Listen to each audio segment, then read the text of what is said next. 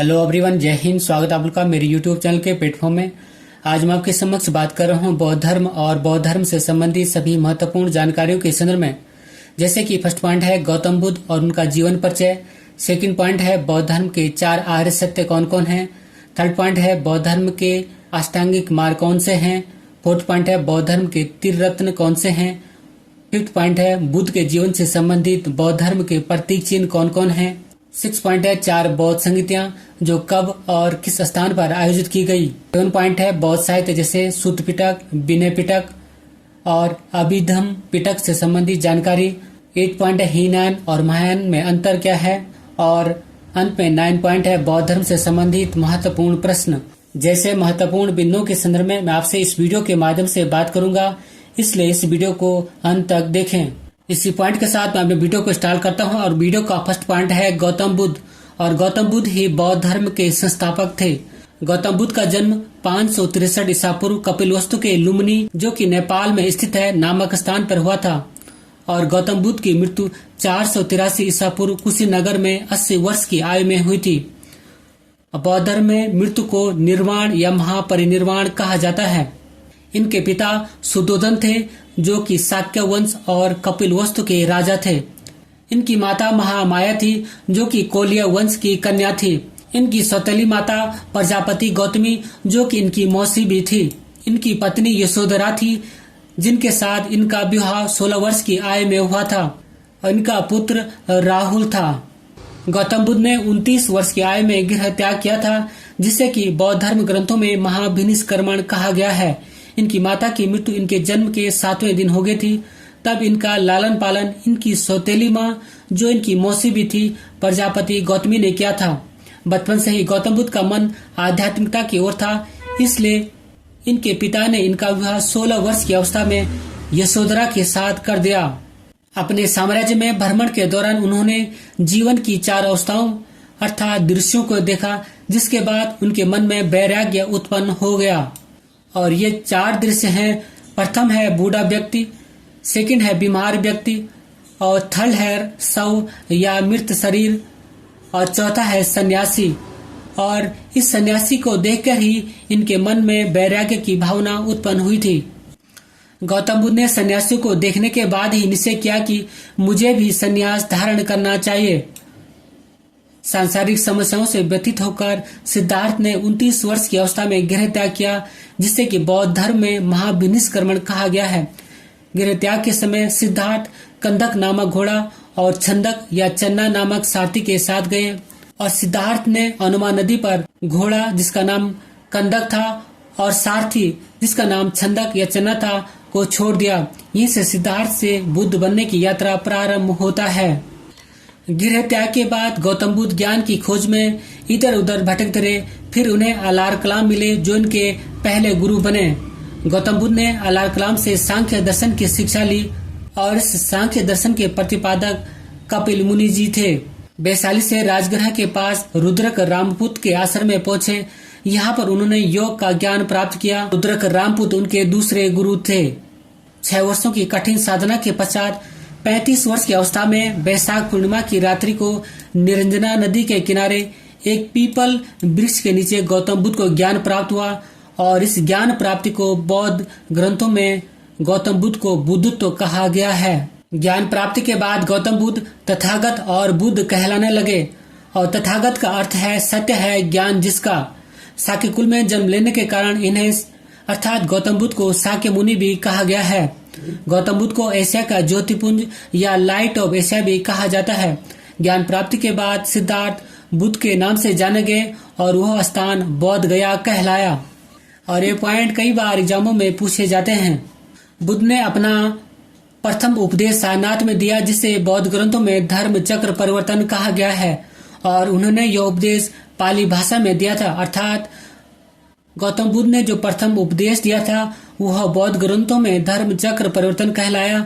और जो उन्होंने उपदेश दिया था यह पाली भाषा में दिया था। जबकि बुद्ध ने अपने सर्वाधिक उपदेश कौशल देश की राजधानी श्रावस्ती में दिए थे।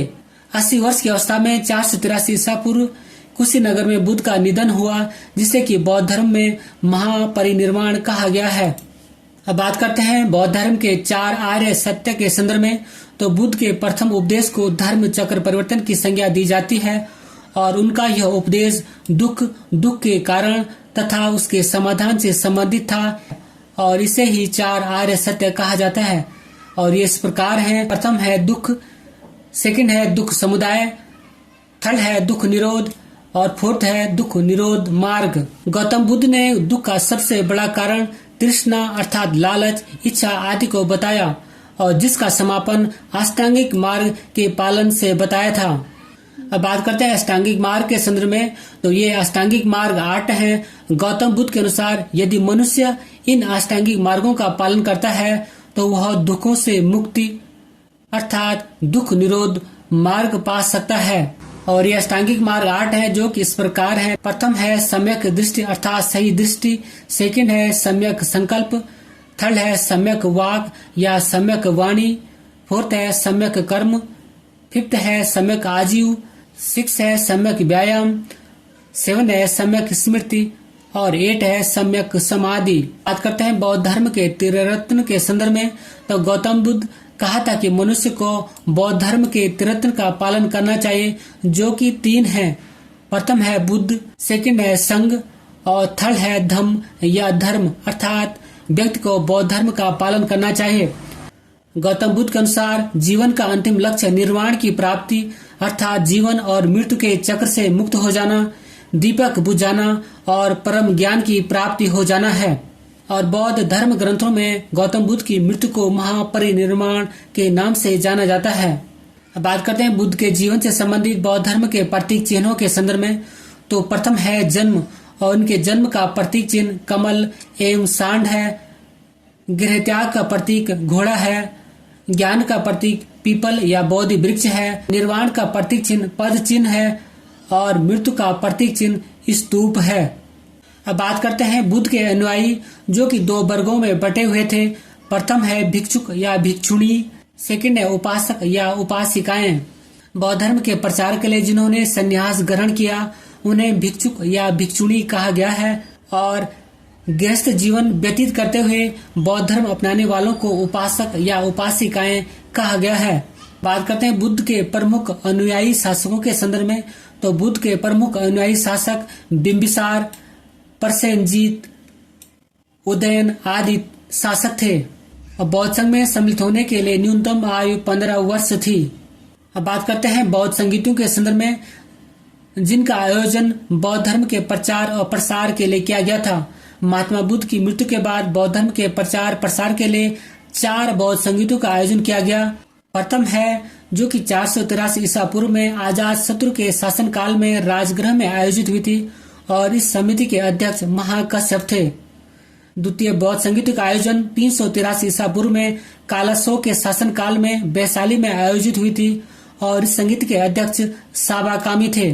तृतीय बौद्ध संगीत का आयोजन 255 ईसा पूर्व में अशोक के शासन काल में पाटलिपुत्र में हुई थी और इस संगीत के अध्यक्ष मोगलपुत्तिस थे। चतुर्थ बौद्ध संगीत का आयोजन ईसा की प्रथम शताब्दी में कनिष्क के शासन काल में कुंडलवन या कश्मीर में आयोजित हुई थी और इस संगीत के अध्यक्ष वसुमित्र और इस संगीत के उपाध्यक्ष अश्वघोष थे। अब बात करते हैं बौद्ध साहित्य के संदर्भ में। बौद्ध धर्म के आरंभ के ग्रंथों को त्रिपिटक कहा जाता है। यह पाली भाषा में रचित अर्थात जो त्रिपिटक ग्रंथ हैं पाली भाषा में रचित हैं और इनकी संख्या 3 है। प्रथम है विनय पिटक, सेकंड है सूक्त पिटक और तृतीय है अभिधम्म पिटक। बात करूं मैं विनय पिटक के संदर्भ में तो विनय पिटक में संघ संबंधी नियम तथा दैनिक जीवन संबंधी आचार विचारों, विधि निषेधों आदि का संग्रह है। सेकंड है सुत्त पिटक। सुत्त पिटक में महात्मा बुद्ध के उपदेशों का संग्रह मिलता है। तृतीय है अभिधम्म पिटक और इसमें बौद्ध धर्म के दार्शनिक सिद्धांतों का संग्रह मिलता है। अब बात करते हैं जातक कथाओं के संदर्भ में। बौद्धों का वह धर्म ग्रंथ जिसमें गौतम बुद्ध के पूर्ववर्ती जन्म की कथाएं संकलित हैं जातक कहलाता है और यह जातक कथाएं पाली भाषा में रचित हैं। अब बात करते हैं हीनयान और महायान संप्रदाय के संदर्भ में। तो चतुर्थ बौद्ध संगीत के बाद बौद्ध धर्म 2 संप्रदायों हीनयान और महायान में विभाजित हो गया था। हीनयान एक व्यक्तिवादी दर्शन है जिसके अनुसार प्रत्येक व्यक्ति को अपने प्रयत्नों से मोक्ष प्राप्त करना चाहिए, जबकि महायान में परोपकार एवं परसेवा पर बल दिया गया है और इसका उद्देश्य समस्त मानव जाति का कल्याण है। अब बात करते हैं हीनयान और महायान में अंतर के संदर्भ में। तो हीनयान का शाब्दिक अर्थ है निम्न मार्ग, जबकि महायान का शाब्दिक अर्थ उत्कृष्ट मार्ग है। सेकंड है, इसमें महात्मा बुद्ध को एक महापुरुष माना जाता है, अर्थात हीनयान में महात्मा बुद्ध को एक महापुरुष माना जाता है, जबकि महायान में महात्मा बुद्ध को देवता माना जाता है। थर्ड है, इसकी साधना पद्धति अर्थात हीनयान की साधना पद्धति बहुत कठोर है और यह भिक्षु जीवन का समर्थक है, जबकि महायान के सिद्धांत सरल एवं सर्वसाधारण के लिए सुलभ है। इसमें भिक्षु के साथ साथ सामान्य उपासकों को भी महत्व दिया गया है। फोर्थ है, यह अर्थात हीनयान मूर्ति पूजा एवं भक्ति में विश्वास नहीं करता, जबकि महायान आत्मा एवं पुनर्जन्म में विश्वास करता है। फिफ्थ है, इसका अर्थात हीनयान का आदर्श अरहत को प्राप्त करना है, अर्थात उच्च पद को प्राप्त करना है, जबकि महायान का आदर्श बोधिसत्व है। सिक्स है, इसके प्रमुख संप्रदाय अर्थात हीनयान के प्रमुख संप्रदाय विभाषिक तथा सौत्रांतिक हैं, जबकि महायान के प्रमुख संप्रदाय शून्यवाद और विज्ञानवाद है। अब बात करते हैं बौद्ध धर्म से संबंधित महत्वपूर्ण प्रश्नों के संदर्भ में। तो प्रथम क्वेश्चन है, बौद्ध धर्म के संस्थापक कौन थे? तो आंसर है गौतम बुद्ध। सेकंड क्वेश्चन है, बुद्ध का शाब्दिक अर्थ क्या है? आंसर है प्रकाशवान। थर्ड क्वेश्चन है, एशिया का ज्योतिपुंज या लाइट ऑफ एशिया किसे कहा जाता है? तो आंसर है गौतम बुद्ध को। क्वेश्चन नंबर 4 है, बुद्ध के जीवन की किस घटना को महाभिनिष्क्रमण के रूप में जाना जाता है? तो आंसर है उनका गृह त्याग, अर्थात गौतम बुद्ध की गृह त्याग की घटना को महाभिनिष्क्रमण कहा जाता है। फिफ्थ क्वेश्चन है, बुद्ध के प्रथम उपदेश को बौद्ध ग्रंथ में क्या कहा गया है? तो आंसर है धर्म चक्र परिवर्तन, अर्थात बुद्ध के प्रथम उपदेश को बौद्ध ग्रंथ में धर्म चक्र परिवर्तन कहा गया है। सिक्स क्वेश्चन है, बुद्ध की मृत्यु को बौद्ध धर्म में क्या कहा गया है? तो आंसर है महापरिनिर्वाण, अर्थात बुद्ध की मृत्यु को बौद्ध धर्म में महापरिनिर्वाण कहा गया है। और यह सभी क्वेश्चन एग्जाम के लिए मोस्ट इम्पोर्टेंट है। 7 क्वेश्चन है, महात्मा बुद्ध का महापरिनिर्वाण किसके गणतंत्र में हुआ था? तो आंसर है मल्लों के गणतंत्र में। बुद्ध की मृत्यु को बौद्ध धर्म में महापरिनिर्वाण कहा जाता है। क्वेश्चन नंबर 8 है, सिद्धार्थ अर्थात गौतम बुद्ध जब कपिलवस्तु की सैर पर निकले तो उन्होंने क्या क्या दृश्य देखे? तो आंसर है प्रथम बूढ़ा व्यक्ति, सेकंड बीमार व्यक्ति, थर्ड शव अर्थात मृत शरीर और फोर्थ सन्यासी। क्वेश्चन नंबर 9 है, सिद्धार्थ को किस नदी के किनारे ज्ञान की प्राप्त हुई? तो आंसर है निरंजना या जिसे फल्गु नदी भी कहते हैं के किनारे। क्वेश्चन नंबर 10 है, ज्ञान प्राप्त के बाद सिद्धार्थ किस नाम से जाने गए? तो आंसर है बुद्ध। क्वेश्चन नंबर 11 और मोस्ट इम्पोर्टेंट है कि बुद्ध ने अपना प्रथम उपदेश कहाँ दिया था?